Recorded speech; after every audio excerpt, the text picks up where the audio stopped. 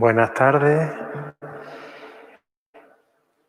Hoy comenzamos la segunda charla sobre el segundo capítulo de la última encíclica del Papa sobre la fraternidad universal, Fratelli Tutti, que nos habla del buen samaritano, de la parábola del buen samaritano. A don Antonio no tenemos que presentarlo, ¿verdad?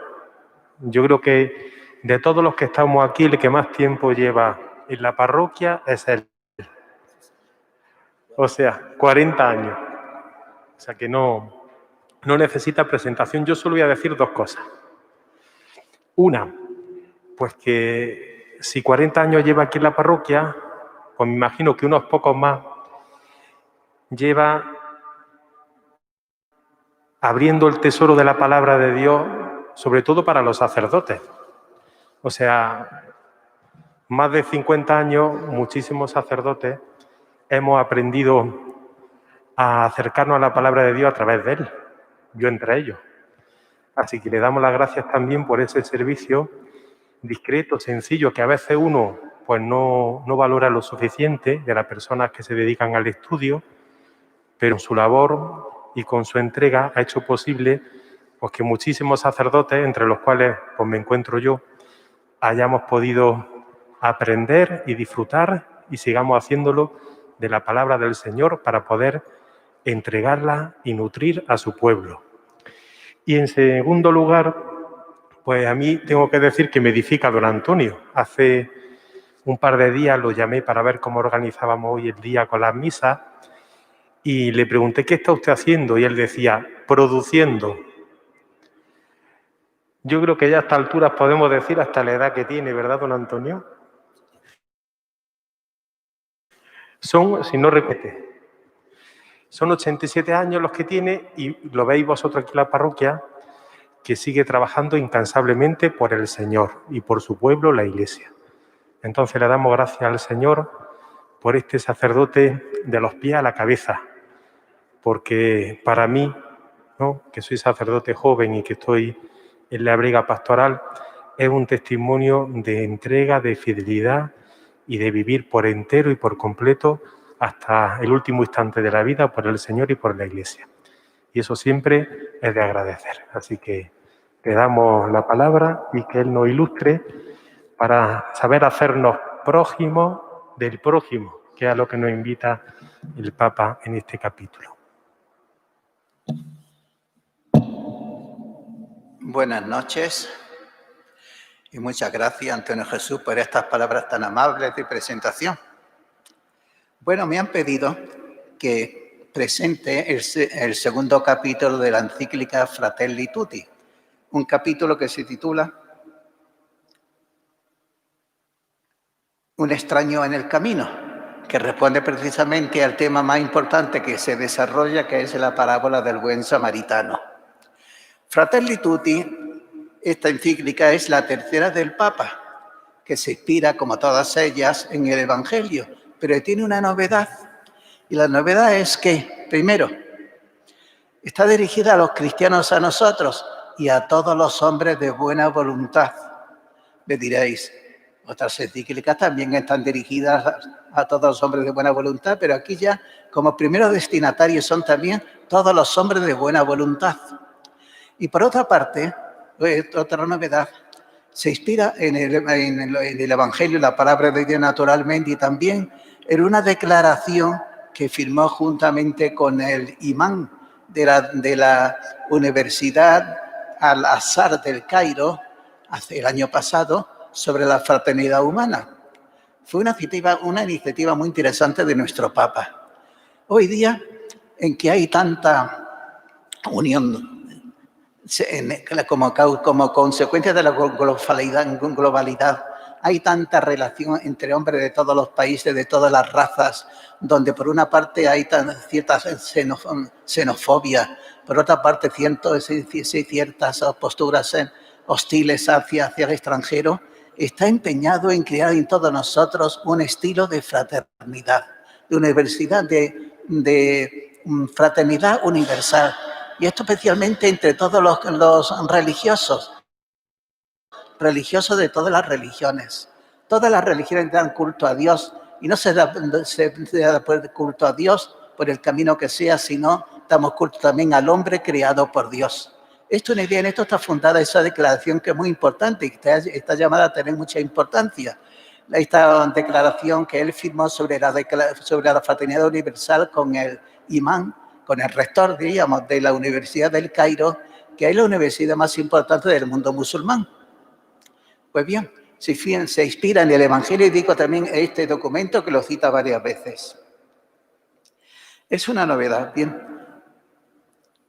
Este mismo rector, cuando la leyó al día siguiente de presentarse la encíclica, hizo un comentario muy interesante en su página Twitter que decía: el mensaje de mi hermano el Papa Francisco, Fratelli Tutti, es una extensión del documento sobre la fraternidad humana que hemos firmado y revela una realidad global cuyas posiciones y decisiones son inestables y dos personas de buena voluntad y conciencia viva y que devuelve su conciencia a la humanidad.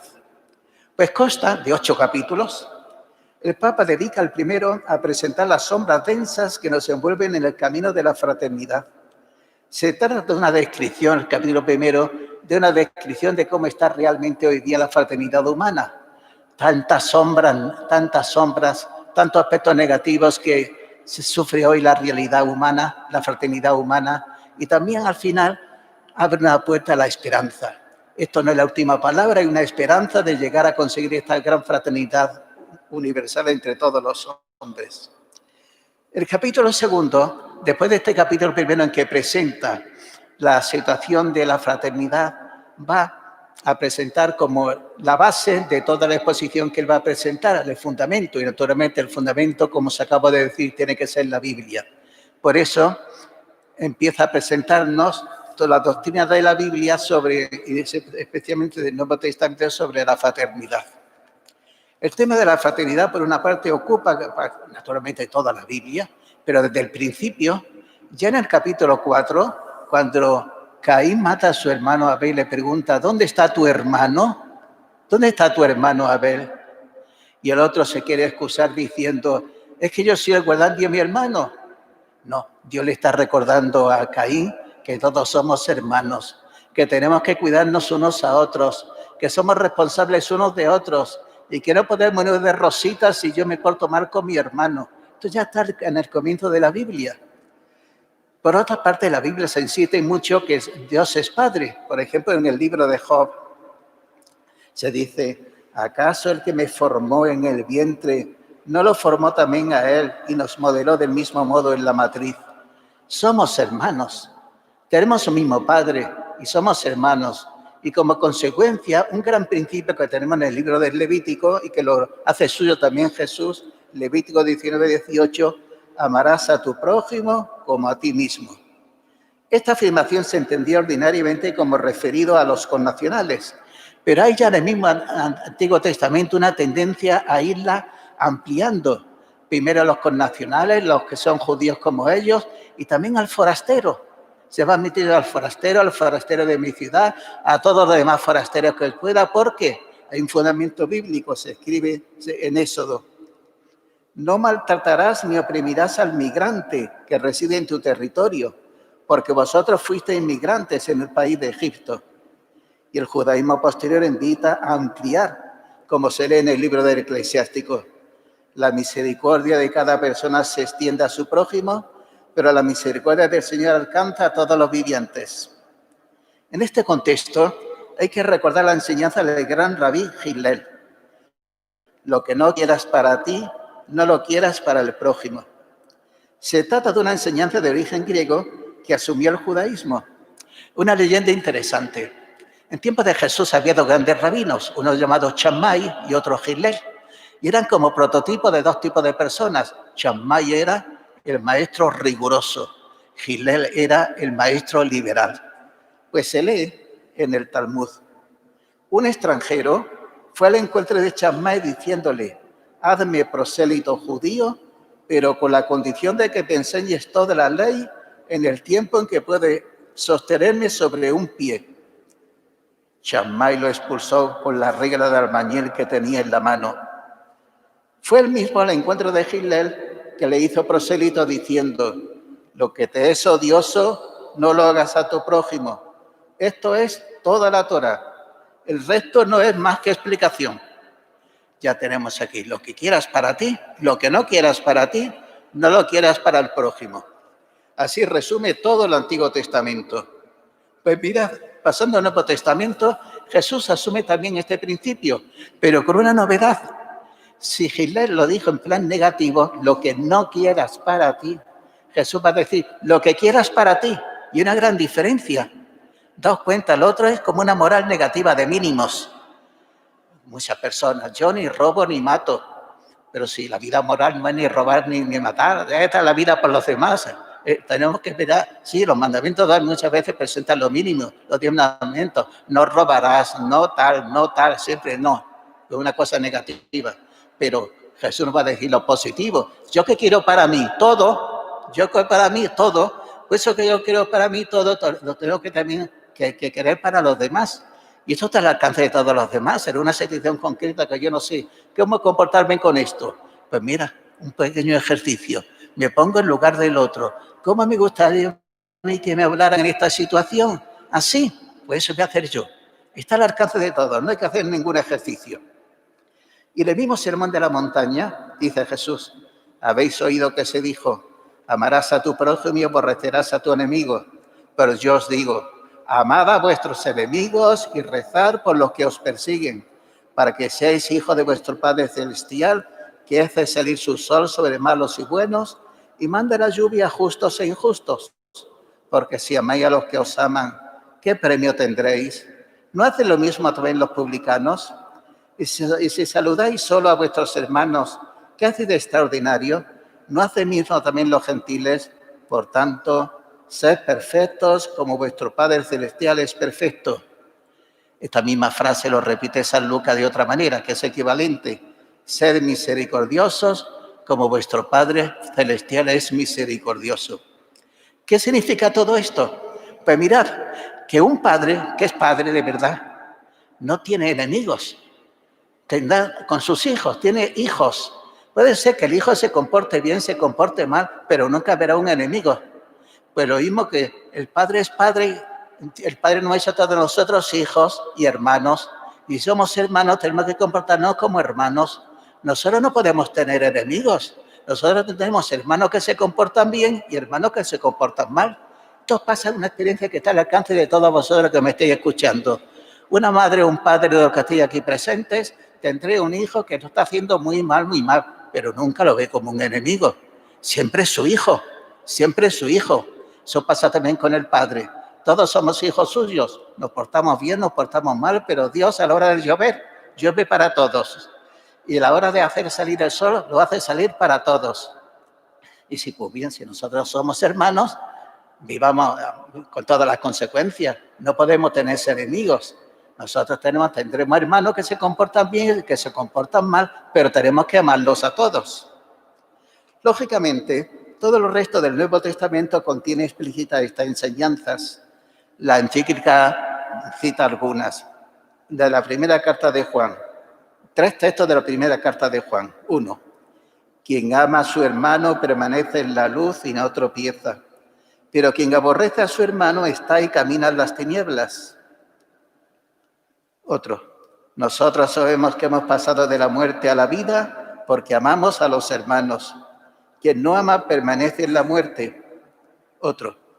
Quien no ama a su hermano, a quien ve, no puede amar a Dios a quien no ve. Y después de todo esto ya el Papa entra directamente en la parábola del buen samaritano.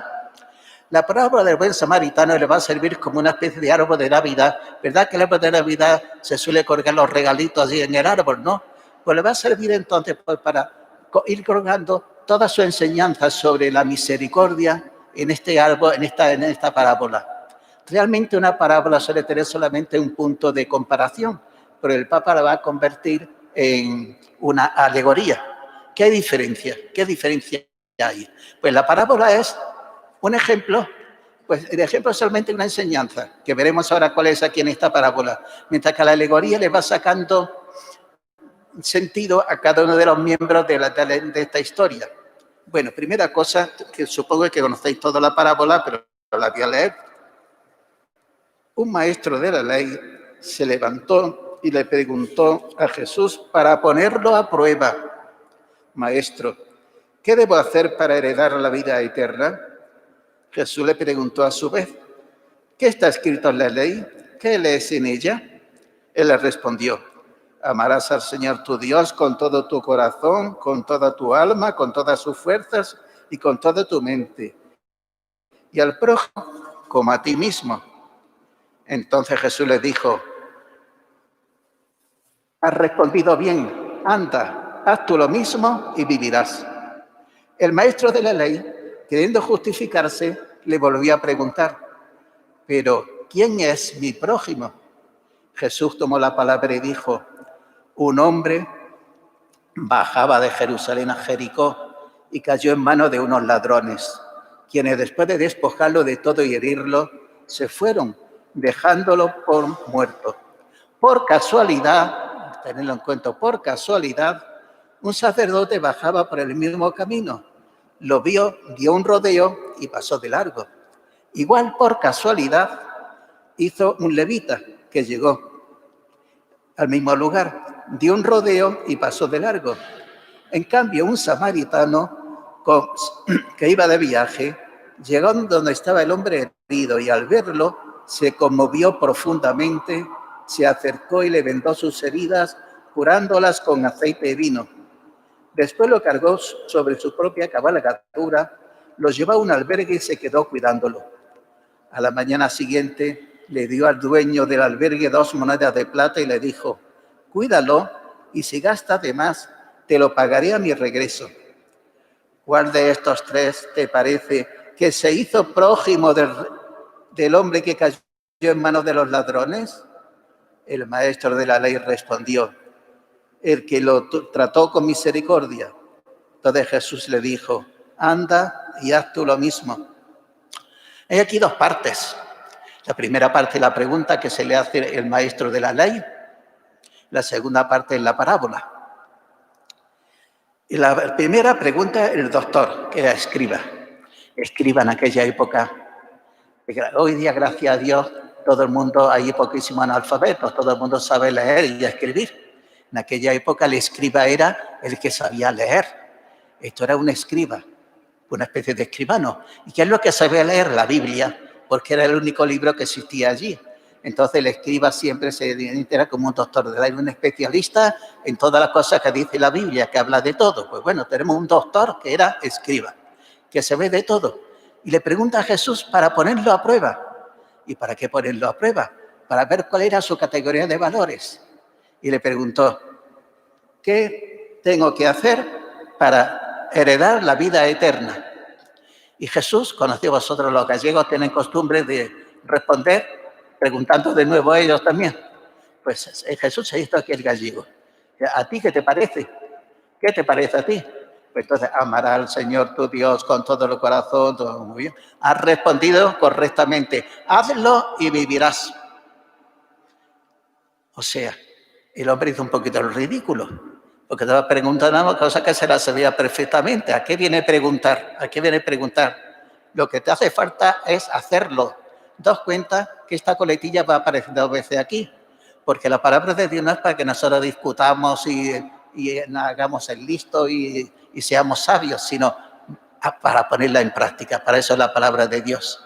Entonces este hombre, que hizo un poquito ridículo preguntando de esta manera, hizo otra pregunta a Jesús, y esto es clave para entender la segunda parte, que es la parábola.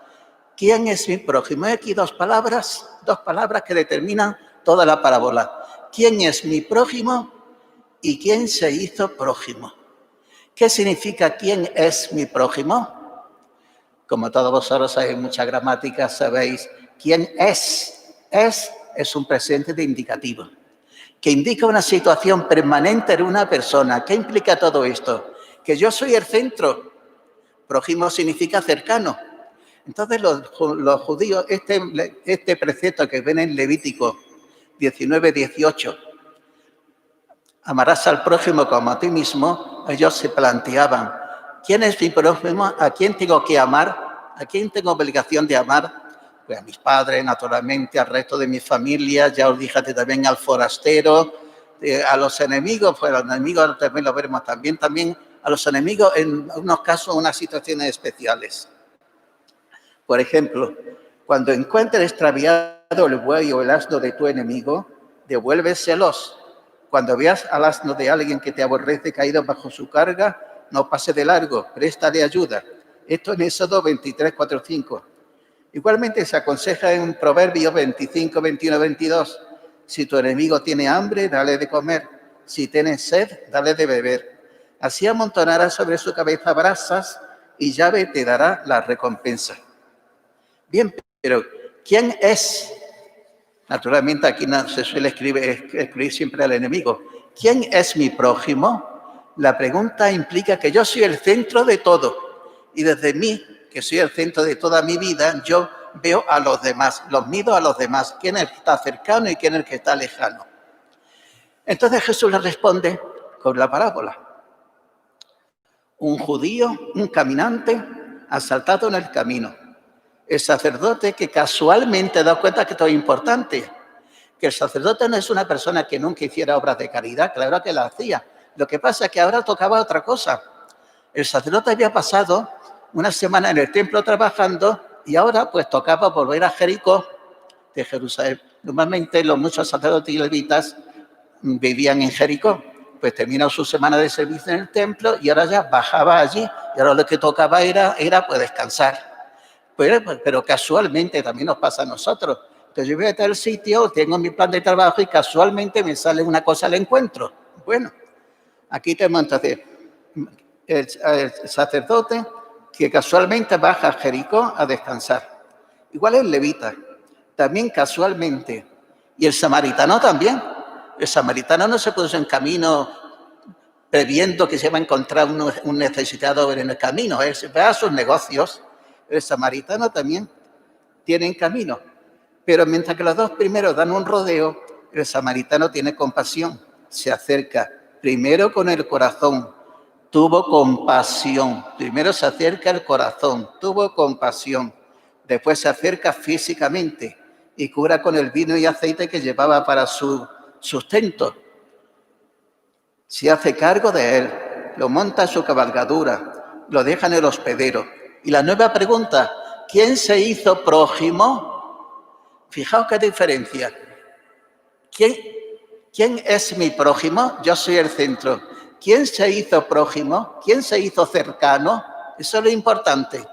Dejar de ser el centro de uno mismo, dejar de estar centrado en uno mismo y hacer de los demás el centro de mi vida. Esta es la gran enseñanza que tenemos en la parábola. Hacerse cercano de todo necesitado. Y termina, haz tú lo mismo y vivirás. Discutir menos y hacerlo. El Papa hace una lectura alegórica, como os acabo de decir, sirviéndose de cada personaje para exponer la doctrina de la misericordia. Realmente hay pocas novedades en los capítulos siguientes, puesto que se está citando constantemente él, se está citando también ese documento que firmó con el rector de la Universidad del Cairo, pero en fin, y para eso va a utilizar cada uno de los personajes que salen en esta parábola para exponer su doctrina. Por eso veremos ahora los salteadores, el herido abandonado, el sacerdote y el levita, el samaritano y el hospedero. Aquí se le saca punta a todo. ¿Y cómo se va sacando punta? Primero, salteadores del camino. El asaltado camina por el desierto de Judea. Un desierto que está entre Judea y el río Jordán. Camina. Pero una gran pendiente, los que habéis estado en Tierra Santa sabéis que es bajar una cuesta que tendrá 1000 y pico, porque Jerusalén está a unos 900 metros sobre el nivel del mar y Jerusalén está a 300 metros bajo el nivel del mar. Es todo cuesta abajo. Por un camino desierto y por ello propicio para salteadores. Hoy día es interesante, se conserva, de las visitas bien hechas allí a Tierra Santa, se conserva gran parte de este camino, del camino romano.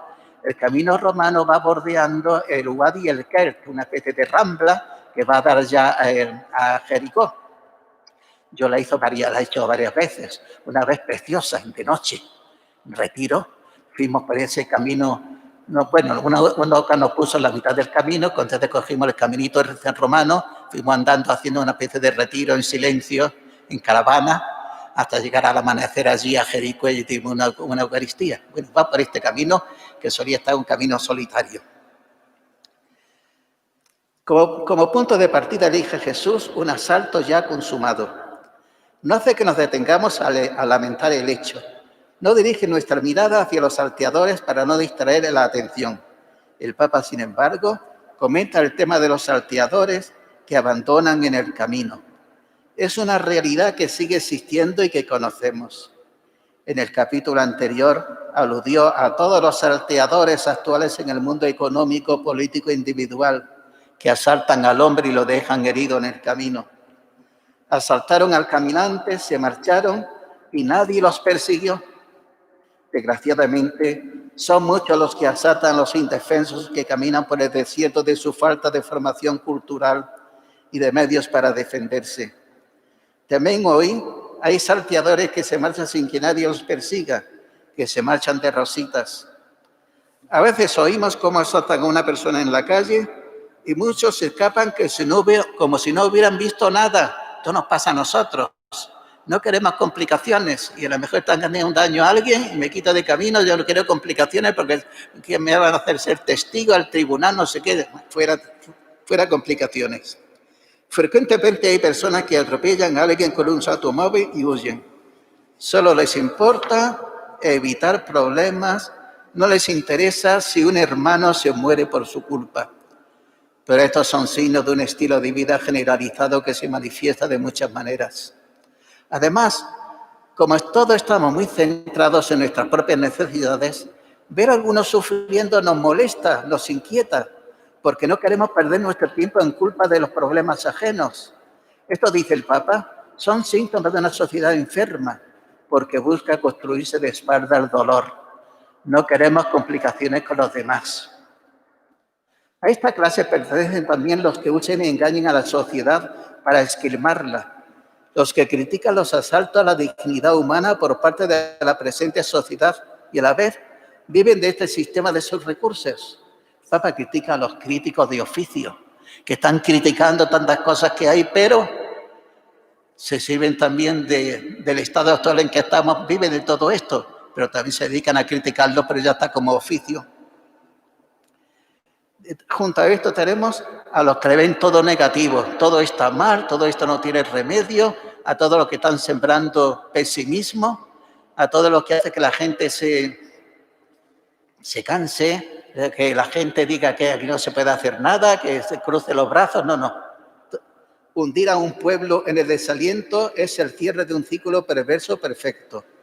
Así obra la dictadura invisible de los verdaderos intereses ocultos que se adueñan de los recursos de la capacidad del Papa sobre los salteadores. El herido abandonado. No se habla de la identidad del asaltado. Podía ser judío o samaritano o un extranjero. No identifica la identidad racial. Se trata de una persona. Es una persona herida y basta. Un hombre herido y basta. No hace falta más. También nosotros, puestos en camino, nos chocamos casualmente e inevitablemente nos encontramos con el hombre herido y abandonado. Son personas que no se suelen tener en cuenta los planes económicos, políticos y sociales invisibles para la sociedad, pero que ahí están. Son muchos los que se sienten malheridos y tirados en la vereda del camino, desamparados por nuestras instituciones dirigidas al servicio de los intereses de unos pocos. En la vida política se utilizan sus problemas para captar votos. Se toman diferentes posturas ante ellos. Se discuten las soluciones. Se televisan las necesidades. Pero al final se dejan tirados. Pero Jesús nos enseña que Él se identifica con toda persona necesitada y por ello esa persona tiene una dimensión trascendente que implica que reconocer al necesitado es reconocer al mismo Cristo como hermano. Reconocer al abandonado o excluido es reconocer a Cristo que está abandonado. Así lo enseña en el Evangelio que escuchábamos el domingo pasado del juicio final. Tuve hambre y me diste de comer, tuve sed y me diste de beber. A esto se agrega que creemos que Cristo derramó su sangre por todos y cada uno, por lo cual nadie queda fuera de este amor universal que tiene Cristo. Cristo los ama a todos. Dios nuestro Padre los ama a todos. Todos son hijos suyos y por tanto todos son hermanos nuestros. Y si vamos a la fuente última, que es la vida íntima de Dios, nos encontramos con una comunidad de 3 personas, Padre, Hijo y Espíritu Santo, origen y modelo perfecto de toda vida en común. Hoy día todos tenemos responsabilidad sobre todo herido. Hemos de cuidar la fragilidad de cada hombre, de cada mujer, de cada niño y de cada anciano con una actitud solidaria y atenta, la actitud de proximidad del buen samaritano. Finalmente, recuerda el Papa que en otra parte del Evangelio Jesús dice: fui forastero y no me recibisteis. Jesús podía decir estas palabras porque tenía un corazón abierto que hacía suyo los dramas de los demás. San Pablo exhortaba: alegraos con los que están alegres y llorad con los que lloran. Cuando el corazón asume esa actitud, es capaz de identificarse con el otro sin importarle nada dónde ha nacido o de dónde viene. Al entrar en esta dinámica, en definitiva, se experimenta que los demás son nuestra propia carne, como dice Isaías, nuestra propia carne. Y continúa el Papa: a veces me asombra que con semejantes motivaciones a la Iglesia le haya llevado tanto tiempo condenar contundentemente la esclavitud y diversas formas de violencia. Hoy, con el desarrollo de la espiritualidad y de la teología, no tenemos excusas. Sin embargo, todavía hay quienes parecen sentirse alentados o al menos autorizados por su fe para sostener diversas formas de nacionalismos cerrados y violentos, actitudes xenófobas con los inmigrantes, desprecio e incluso maltratos hacia los que son diferentes. La fe, con el humanismo que encierra, debe mantener vivo un sentido crítico frente a estas tendencias y ayudar a reaccionar rápidamente cuando comienza a insinuarse. Para ello es importante que la catequesis y la predicación incluyan de modo directo y claro el sentido social de la existencia, la dimensión fraterna de la espiritualidad, la convicción sobre la inalienable dignidad de cada persona y las motivaciones para amar y acoger a todos. Tercero, sacerdote y levita están al servicio del templo de Jerusalén, donde había muchos sacerdotes que ejercían su oficio por turnos de semana. Los aquí nombrados habían pasado toda la semana fuera de casa, con un trabajo en el templo. Ahora toca descansar y bajar a Jericó, donde solían vivir la mayor parte de ellos, para el descanso merecido. Pero por casualidad ven de lejos un herido que les plantea un problema, pero ahora no toca. Y para no perder tiempo y complicarse la vida, dan un rodeo. Hubiera sido demasiado llegar al herido y no atenderle. No quiere decir que no han ayudado a alguna persona o no le han dado limón alguna vez, ¿no? Que ahora no toca. En Jerusalén han tenido abundantemente ocasiones para ello, pero ahora no toca. Sin embargo, una persona que está al lado de Dios y no ha sentido la proximidad del prójimo, no está dando un culto verdadero a Dios. Esto es muy importante para nosotros, para los que venían a misa, los que tenemos mucha relación con la Eucaristía. Realmente, si nosotros tenemos una relación verdadera con Cristo en la Eucaristía, tenemos que aproximarnos a los demás. Y estos sacerdotes, por su oficio, estaban como traicionando su oficio, porque habían estado una semana cerca de Dios y pasaban del prójimo. Y esto no vale. Esto es indicio de una mala formación, de una mala conciencia. Como dice San Juan Crisóstomo, ¿deseas honrar al cuerpo de Cristo? No lo desprecies cuando lo contemples desnudo, ni lo honren aquí en el templo con lienzos de seda, si al salir los abandona en su frío y desnudez. La paradoja es que a veces quienes dicen no creer pueden vivir la voluntad de Dios mejor que nosotros los creyentes. Sacerdote y levita representan a personas con funciones importantes en la sociedad, que no tienen en el corazón el amor por el bien común. No fueron capaces de perder unos minutos para atender al herido, o al menos para buscar ayuda, y así, sin saberlo, eran cómplices y aliados de los salteadores de camino. Hoy día hay muchas maneras de pasar de largo que se complementan, ensimismarse en sus problemas y desentenderse de los demás, vivir indiferente al sufrimiento de los demás, mirarse hacia afuera, mirar hacia otro lado, excluirlos en principio de nuestras relaciones, excluyéndolos de nuestras relaciones, despreciando a los pobres y su cultura, verlos fuera de nuestro horizonte de intereses.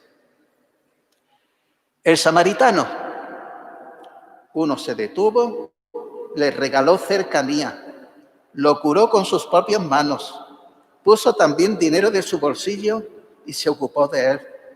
Sobre todo, le dio algo que en este mundo ansioso se aprecia, le dio su tiempo. Seguramente, y lógicamente, él también tendría sus planes para aprovechar aquel día. Por eso se puso en camino. Pero el hombre también casualmente encontró al herido y fue capaz de dejarlo todo a un lado ante el herido. Y sin conocerlo, lo consideró digno de dedicarle su tiempo e hizo de corazón todo lo que pudo. Curó las heridas con su vino. El viajante llevaría un poquito de aceite, diríamos, con vino para alimentarse en el camino. Y lo utilizó esto para curarlo. Hizo lo que pudo. Curó las heridas con su vino y con su aceite. Los subió en su cabalgadura. Los llevó a una posada, pagó la estancia. Todo ello sin pensar si era judío, samaritano o extranjero. Era una persona herida y abandonada en el camino. Y lo que lo motivó fue la misericordia. Se le conmovió el corazón y se acercó. Primero el corazón y después la decisión de acercarse y actuar. Esto es la misericordia. La misericordia es sintonizar con el necesitado, sintonizar con el hermano y actuar en consecuencia. Sintonizar, ya sabéis lo que es sintonizar, meterse dentro de otro, verlo mi hermano, todo lo que implica mi hermano, meterme dentro y entonces hacer, pues, como soy ya mi hermano, ya me he identificado con él, hacer todo lo que puedo. Mi hermano puede necesitar 100, yo solamente puedo darle 50, le doy los 50. Yo solamente puedo darle 10, le doy los 10, pero hago todo lo que puedo. El samaritano del camino se fue sin esperar reconocimiento ni gratitud, solamente la alegría de haber atendido a su hermano con un corazón misericordioso. Y finalmente el hospedero. Aquí no se escapa nadie. El hospedero. También el hospedero tiene su parte, pues permitió que el samaritano pudiera resolver sus asuntos sin descuidar al herido. No pudo hacerlo todo. Él también aprovechó aquello. Comenta el Papa que nosotros también hemos de practicar la misericordia ayudándonos de instituciones adecuadas. No podemos hacerlo todos solos, individualmente. El samaritano buscó un hospedero que pudiera cuidar de aquel hombre. Como nosotros estamos invitados a convocar y a encontrarnos en un nosotros que sea más fuerte que la suma de pequeñas individualidades. Recordemos que el todo es más que la parte y también más que la suma de todas ellas. Renunciemos a la mezquindad y al resentimiento de los protagonismos estériles. Y con esto llegamos a la conclusión. La conclusión de Jesús es una petición. Vete y haz lo mismo. Es decir, nos interpela a dejar de lado toda diferencia y ante el sufrimiento volvernos cercanos a cualquiera. Entonces, ya no digo que tengo prójimo a quienes debo ayudar, sino que me siento llamado a volverme ya un prójimo de los otros. No yo no vivo para mí, sino que vivo para mi prójimo. Me siento obligado a acercarme a todo necesitado. La fraternidad me obliga a ver en todo necesitado un hermano al que debo de acercarme, como Jesús, cuya vida fue hacerse hombre, en todo igual a nosotros, cercano. Nos amó y se entregó por nosotros. No poner en el centro de mi vida el yo, sino al necesitado. Esto es una tarea para toda la vida con la gracia de Dios. Una tarea para toda la vida con la gracia de Dios. Tarea para todos nosotros, para toda la vida. Quizás no lleguemos al 100%, por lo menos llegar a lo que podamos, al 50%, al 60%, estaría para ir creciendo toda la vida. Solamente es perfecto en esto Jesús, que nos amó totalmente y se entregó totalmente para nosotros. Realmente Jesús, por una parte, diríamos, es el obediente. Se le presenta en el Nuevo Testamento como el obediente, es decir, el que recibe del Padre, aquel cuya vida fue llenarse totalmente del Padre. Por eso el Padre lo resucitó.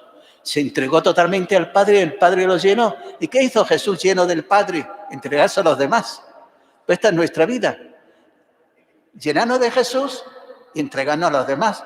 Entregar nuestra vida poquito a poco tenemos que ir creciendo en esta tarea.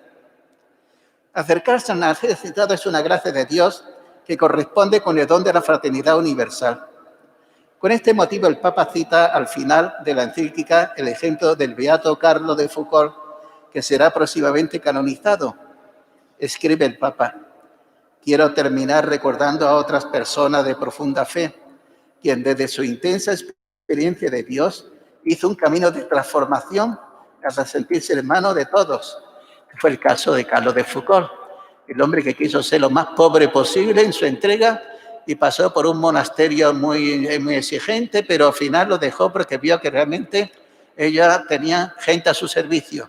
Se fue a vivir a Nazaret como un siervo de unas monjas. Finalmente veo que aquello era una vida muy total.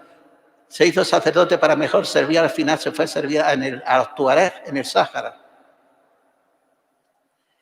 Escribe bien. Se trata del beato Carlo de Foucault. Él fue orientando su sueño de una entrega total a Dios hacia una identificación con los últimos abandonados en lo profundo del desierto africano. En ese contexto expresaba su deseo de sentir a cualquier ser humano como un hermano y pedía a un amigo: ruegue a Dios para que yo sea realmente el hermano de todos. Pide primero una cosa, que me acepten como hermano. A veces nosotros queremos hacer hermanos en plan paternalista, como el que se acerca, se digna a acercarse y a él, primera cosa que quiere es que lo acepten como hermano y que su corazón sea hermano de todos. Por eso hermano universal. Quería ser en definitiva el hermano universal, pero solo identificándose con los últimos llegó a ser el hermano de todos. Y termina el Papa y termino yo. Que Dios inspire ese sueño en cada uno de nosotros. Amén. Gracias por vuestra atención.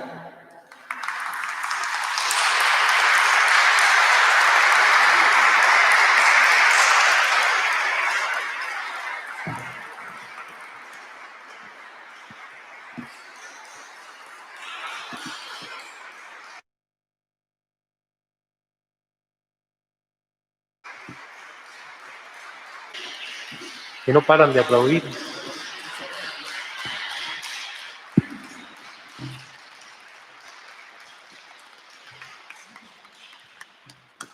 Ahora dejamos un cuartillo de hora para preguntas, ¿vale?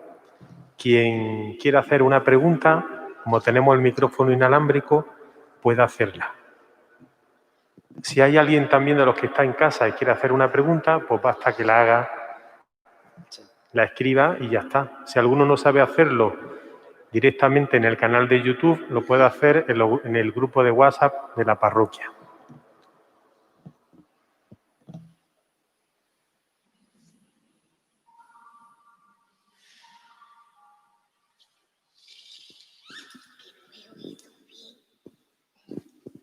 Que no he oído bien.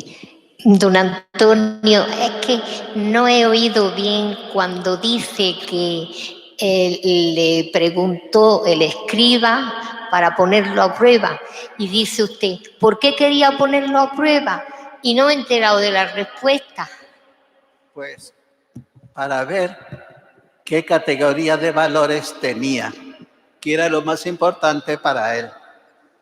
Es que en el Antiguo Testamento hay 613 mandamientos.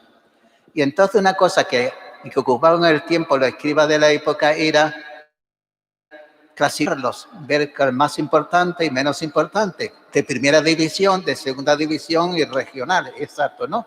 Entonces le preguntan a Jesús, ¿qué división hacía él? ¿Qué era lo más importante para él? Jesús le devolvió la pregunta y dice, ¿a ti qué te parece? Y entonces ya pues le dije que estaba totalmente de acuerdo con él, que el más importante es el amor, estaban de acuerdo. Y esto es interesante desde el punto de vista que la enemistad entre Jesús y los dirigentes judíos no estaba precisamente en la doctrina,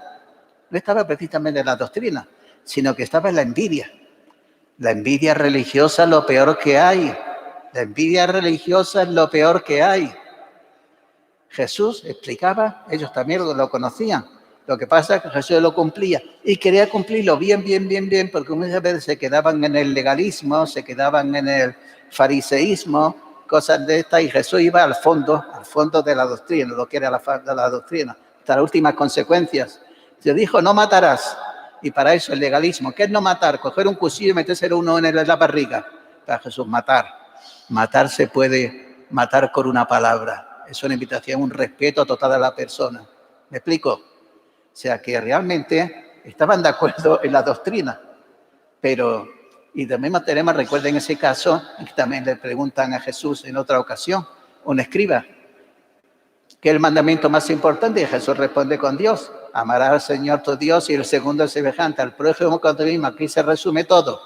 Y entonces lo alabó el escriba, diciendo, realmente estoy totalmente de acuerdo. Y Jesús le dijo, no estás lejos del reino de Dios. Solamente te falta aceptarme a mí como el Mesías.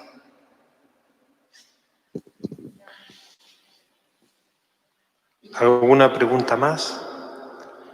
Paco. Pregunta a Paco, el marido de María Angustia, para la gente que esté en casa, que te conozca. Bueno, don Antonio, mire, hace ahora unos 6 meses me pasó una cosa ahí en la Avenida de la Constitución con una persona, una mujer que casi todo el mundo la conocerá porque anda por ahí siempre, iba con unos faldos y unos sacos siempre como equipaje, ¿no? Pero un día en la acera de la izquierda, ya a la altura de donde el Hotel Luz, que se llamaba antes, allí en el escalón estaba tumbada, pero estaba de una forma muy rara y la cabeza la tenía colgando. Yo pasé y al verla, digo, esta mujer, total que me volví y le toqué. Digo, señora, lo que estaba dormida y cuando despertó, lo que hizo es que, vamos, que si no me voy de allí me tira con algo. Yo es que me asusté por eso, pero que lo que era que estaba dormida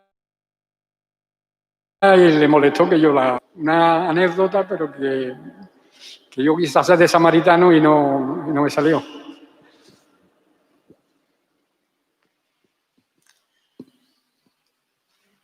No me he enterado de nada.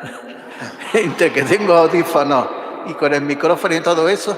Yo le hago un resumen, que dice Paco, todos conocemos, ¿verdad?, a una señora que está en la Avenida de la Constitución y que, pues Paco la vio el otro día en muy mala postura y él pues se acercó. Y resulta que la señora, cuando él se acercó y la tocó, pues se molestó porque la despertó.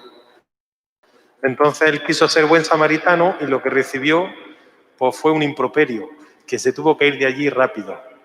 Bueno. Me surge a mí una pregunta a usted, que tiene la experiencia de la vida, al hilo de lo que dice Paco. Y cuando quiere uno hacerse prójimo y el otro no quiere, ¿qué hacer? Cuando uno quiere acercarse pues al otro... Primero, tener un corazón abierto. Segundo, hacer lo que uno pueda. Ya he dicho antes, la misericordia es que se acerque el corazón. Hago lo que puedo y si no quiere, pues no lo hago. Pero con un corazón fraternal. Bueno, aquí el capítulo 2 es, digamos, fundamento bíblico y después el resto de los capítulos viene ya toda la casuística. Porque claro, todo esto implica, para aterrizar todo esto, yo os he dicho que es una tarea para toda la vida. El Papa lo que hace es, en los distintos capítulos, presenta distintas facetas ya concretas de lo que implica la fraternidad en nuestro mundo de hoy. ¿Alguna pregunta más? Don Antonio, por ejemplo, nosotros siempre decimos que tenemos que tener caridad.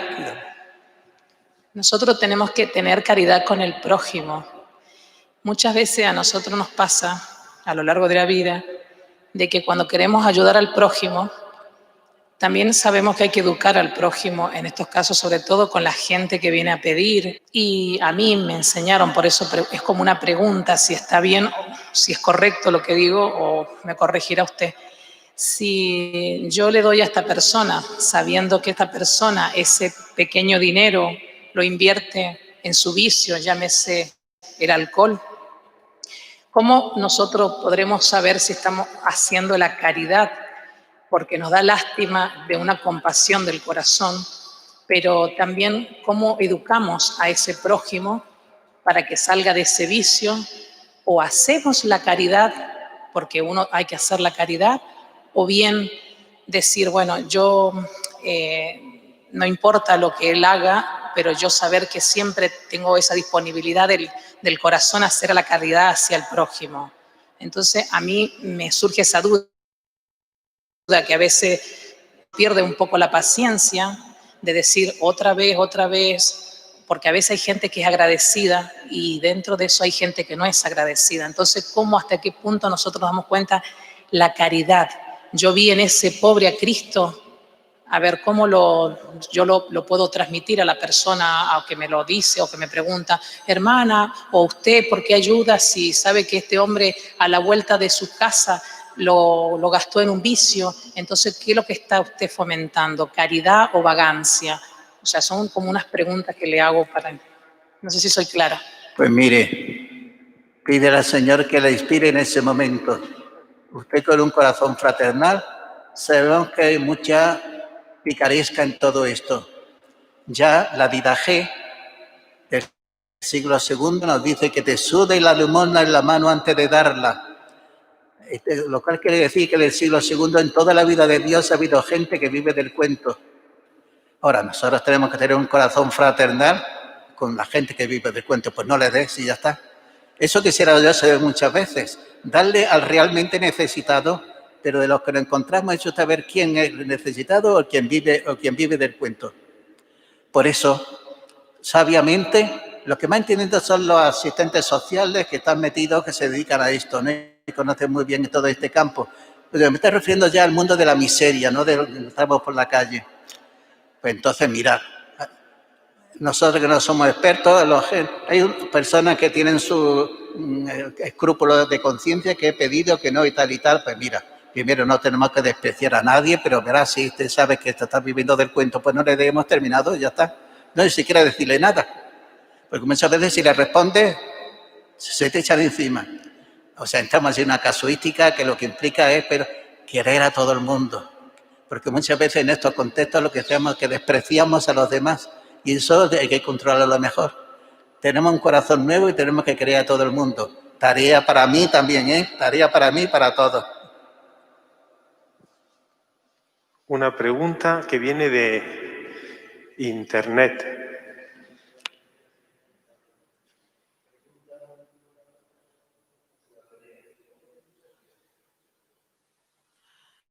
Ay, Se ha quedado sin batería el inalámbrico. Pregunta: ¿cómo me recomienda enseñar la misericordia? Esto lo pregunta un maestro jovencillo de 25 años. ¿Cómo me recomienda enseñar la misericordia a mi alumno de primaria? ¿Alguna recomendación? ¿Cómo? Un joven maestro, don Antonio, ¿Cómo me dice? que dice que cómo le recomendaría a usted enseñarle la misericordia a su alumno De primaria. de primaria. A los niños de 8 o 9 años, ¿cómo le enseña este maestro la misericordia? Ay, pues mira, yo le digo a este maestro que yo no estoy dando pedagogía de esa edad que muchas veces me he pasado toda la vida enseñando a teólogos y claro, pues no, eso enseñársela, pues a base de ponerle ejemplos concretos, lo que hizo Jesús, lo que hace nuestra madre muchas veces, lo que hace tal. Mira, el ejemplo de la madre muchas veces, el ejemplo de la madre adivina lo que le pasa al hijo y después hace todo lo que puede. Pues eso es lo que nosotros tenemos que ir aprendiendo, pero casos concretos. Que yo de pedagogía ya de 5 años, vamos, ni idea. Como siempre, don Antonio, el ejemplo es una buena forma de enseñar, ¿verdad? Sí.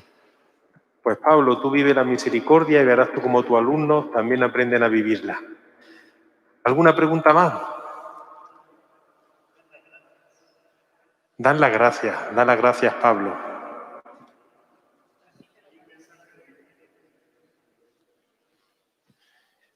Virginia, que está en casa, la mujer de Lucas, dice: gracias a don Antonio y a mi parroquia que nos hace tan fácil enriquecernos por estos medios en estos tiempos difíciles. Que Dios les bendiga. Bueno, ¿alguna pregunta más? Si no, pues nos vamos. Trini, la última, que si no el toque de queda, ¿verdad? ¿Cómo se enseña la misericordia a los chiquillos? Yo me acuerdo siendo niña que jugábamos, ¿no? Allí estábamos jugando, antes jugábamos mucho en la calle. Y en un momento de acá yo dije, esto es una injusticia, yo no juego más. Y yo me fui. Y una de las niñas me dijo, ven para acá. ¿Qué es más importante? ¿Que te vayas o que sigamos siendo amigos? Pues la misericordia a los niños se le enseña enseñándolos a que hay que perdonar al otro, aunque sea por una tontería.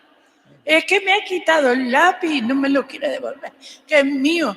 Y le dice, no, anda, si no tiene importancia, ahora te lo va a dar. Se le enseña a los chiquillos la misericordia fácilmente. Yo no creo que sea tan difícil. Yo por lo menos cuando me acuerdo de mi niñez, con aquella niña que dice, anda, no seas tonta, ¿qué más da? Aunque tú no lleves la razón, es mejor tener un amigo que llevar siempre la razón. Yo en mis años de maestra he intentado siempre que se quieran unos a otros, que se soporten, que no tengan complejos.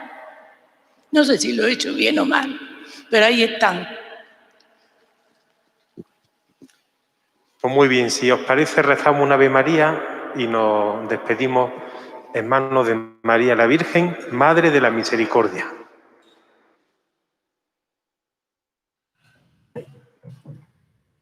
¿Qué querías? Que rece usted la Ave María. Dios te salve María, llena eres de gracia, el Señor es contigo. Bendita tú eres entre todas las mujeres y bendito es el fruto de tu vientre, Jesús.